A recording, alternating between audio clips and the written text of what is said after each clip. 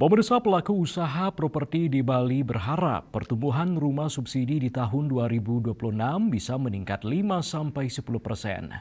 Permintaan rumah subsidi di Bali tetap stabil seiring semakin meningkatnya harga tanah di Bali.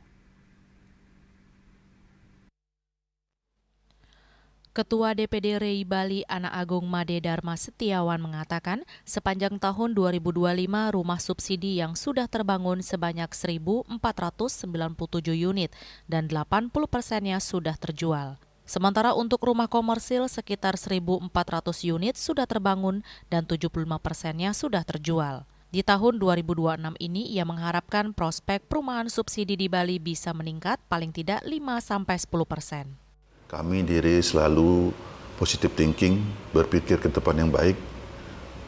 Teman-teman diri pada umumnya mengharapkan di tahun 2026 ini hasil dari bangunan subsidi akan lebih banyak daripada sebelumnya.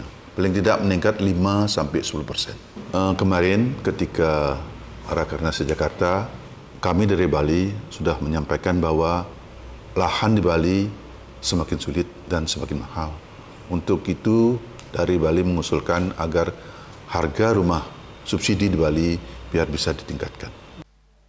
Sementara itu, Sekretaris DPD RI Bali Iketut Soni Sasana mengatakan banyaknya permintaan rumah subsidi di Bali seiring semakin meningkatnya harga tanah di Bali.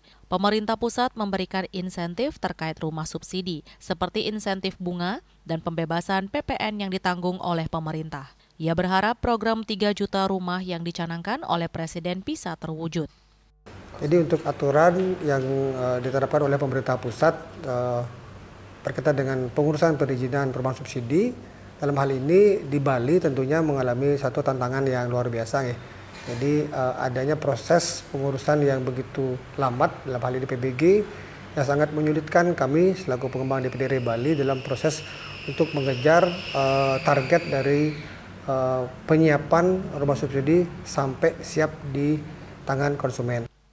Seluruh program yang dicanangkan oleh Kementerian Perumahan dan Kawasan Pemukiman juga diharapkan bisa disinergikan dengan pemerintah daerah setempat.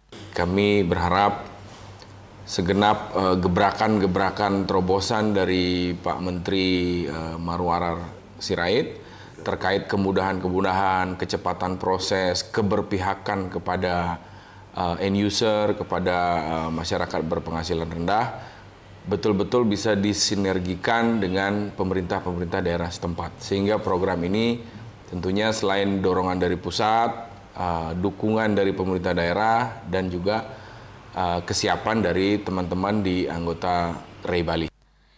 Eka Yana, Bali TV.